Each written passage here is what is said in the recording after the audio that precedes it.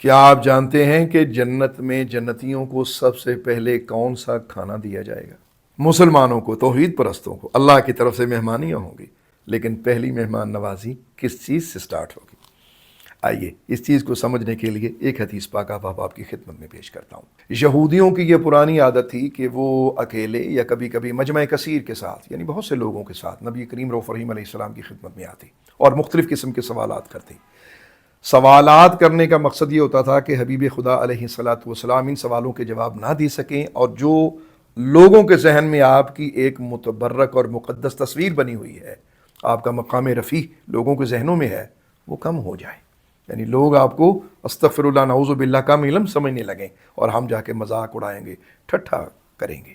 لیکن یہ اللہ کو کم منظور تھا۔ آج تک کبھی ایسا نہ ہوا تھا کہ یہودی آئے ہوں خواہ اکیلے یا مجمع کثیر کے ساتھ، اور ان کے کسی سوال کا جواب رسول خدا علیہ الصلاۃ والسلام نے عطا نہ کیا۔ جناب صوبان سرکار دو عالم علیہ الصلاۃ والسلام کے آزاد کردہ غلام، آپ کہتے ہیں کہ ہم دربار رسالت میں حاضر تھے۔ آفتاب نبوت ماہتاب رسالت اپنی تمام تر رعنائیوں کے ساتھ جلوہ افروز ہیں، اور ہدایت کے ستارے سرکار دو عالم علیہ السلام کی ارد گرد تشریف فرما ہے، یعنی کہ اصحاب رسول بیٹھے ہوئے ہیں۔ تو ایک یہودی عالم نمودار ہوتا ہے، اس نے آتے ہی کہا السلام علیکہ یا محمد۔ آپ کہتے ہیں کہ میں نے اسے یہ سننے کے بعد ایک زوردار دھکا دیا۔ اس نے مجھے کہا کہ میں نے سلام کیا، تو نے اس کے بدلے میں مجھے دھکا دیا، بھلا دھکا دینے کی کیا وجہ ہے؟ تو آپ کہتے ہیں کہ میں نے اسے کہا کہ تو نے یا محمد نہیں کہنا تھا، تم نے یا رسول اللہ کیوں نہیں کہا؟ یعنی ہم پسند نہیں کرتے کہ سرکار دو عالم علیہ الصلاۃ والسلام کو ان کے ذاتی نام پاک سے پکارا جائے، جب بھی بلایا جائے تو یا رسول اللہ یا نبی اللہ کہہ کے پکارا جائے۔ ہم اسی طرح کرتے ہیں، اور تمہیں بھی یہ کہنا تھا۔ اس نے کہا ہمارے ہاں تو یہ معمول ہے کہ ہم اسی نام سے انسان کو پکارتے ہیں جو اس کے ماں باپ نے رکھا ہوتا ہے۔ سرکار دو عالم علیہ الصلاۃ والسلام یہ ساری بات سن رہے تھے۔ اللہ کے حبیب پاک علیہ الصلاۃ والسلام نے فرمایا میری ماں نے میرا نام محمد رکھا ہے، پوچھو کیا پوچھتے ہو، کیا بات کرنے آئے؟ اس نے کہا جی میں آپ سے کچھ سوال کرنے آیا ہوں۔ سرکار دو عالم علیہ الصلاۃ والسلام نے فرمایا اگر میں تمہارے سوالوں کے جواب دے دوں تو تمہیں اس کا کوئی فائدہ ہوگا؟ اس نے کہا جی میں اپنے کانوں سے سنوں گا۔ صرف یہ جملہ کہا تو نبی اکرم علیہ الصلاۃ والسلام نے فرمایا اچھا شروع کرو اپنے سوالات۔ اس نے کہا جی میرا پہلا سوال یہ ہے، جب زمین و آسمان کو ریزہ ریزہ کر دیا جائے گا بتائیے اس وقت لوگ کہاں ہوں گے؟ نبی اکرم علیہ الصلاۃ والسلام نے ارشاد فرمایا ابھی حشر قائم نہ ہوا ہوگا، اس وقت سب لوگ اندھیرے میں ہوں گے، اور بعض روایات میں یہ لکھا ہوا ہے کہ 40 سال تک یہ اندھیرا قائم رہے گا۔ اس نے کہا آپ نے ٹھیک کہا۔ پھر اس نے دوسرا سوال کیا، اس نے کہا ذرا یہ بتائیے کہ کن لوگوں کو جنت میں جانے کی سب سے پہلے اجازت دی جائے گی؟ تو نبی اکرم علیہ الصلاۃ والسلام نے فرمایا فقراء مہاجرین کو سب سے پہلے جنت میں جانے کی اجازت دی جائے گی۔ اس نے کہا یہ بھی آپ نے ٹھیک کہا۔ اس نے پھر تیسرا سوال کیا، کہنے لگا یہ بتائیے کہ جنت میں سب سے پہلے کس چیز سے مہمان نوازی اللہ تعالیٰ فرمائے گا اپنے بندوں کی؟ تو نبی اکرم علیہ الصلاۃ والسلام نے ارشاد فرمایا سب سے پہلے جو چیز مسلمانوں کو، توحید پرستوں کو، اللہ کی نعمتیں کھانے والوں کو جنت میں جو چیز دی جائے گی وہ مچھلی ہوگی، یعنی جنت کا پہلا کھانا مچھلی ہوگی۔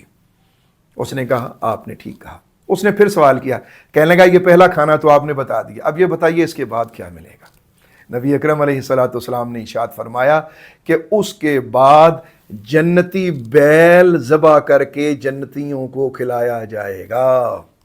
اللہ اکبر! یہاں بھی نہ رکا، کہنے لگا یہ بھی آپ نے ٹھیک کہا۔ پھر اس نے اس سے اگلا سوال کیا، اس نے اس سے اگلا سوال کر دیا، کہنے لگا کہ اچھا یہ بتائیے پینے کو کیا ملے گا؟ نبی اکرم علیہ الصلاۃ والسلام نے فرمایا کہ اللہ تبارک و تعالی جنت کی ایک نہر ہے سلسبیل، تو فرمایا وہاں سے پانی سب جنتیوں کو پلایا جائے گا۔ اس نے کہا یہ بھی آپ نے ٹھیک کہا۔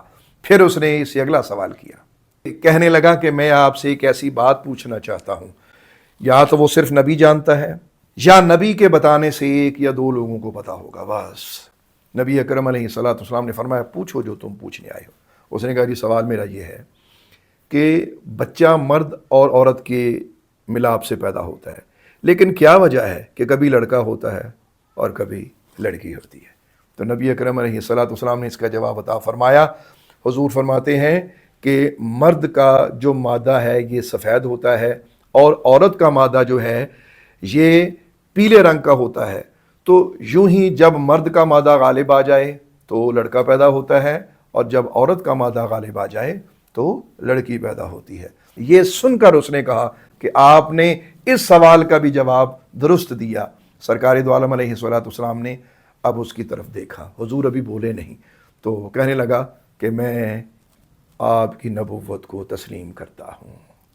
سرکار دو عالم علیہ السلام کے چہرے مبارک پہ کیا خوشی، کیا مسرت اس کے ایمان لانے سے، اس کے اسلام لانے سے۔ آپ سوچ سکتے ہیں آج بھی ہمارے دلوں میں بھی کاش یہ جذبہ پیدا ہو جائے کہ کسی مسلمان بھائی کو اسلام کی دعوت سے، اللہ کے دین کی باتوں سے اگر اسے اللہ کا قرب حاصل ہو جائے تو ہمیں ایسی ہی خوشی ملنی چاہیے۔ جب وہ چلا جاتا ہے تو نبی اکرم علیہ السلام کے ارد گرد اصحاب رسول خوشی سے قریب ہو گئے اور کہنے لگے کہ یا رسول اللہ آپ ہمیں کچھ ارشاد فرمائیے۔ تو آقا کریم علیہ السلام نے فرمایا میرے اصحاب تم جانتے ہو کہ مجھے ان سوالوں کے جواب کون بتاتا ہے؟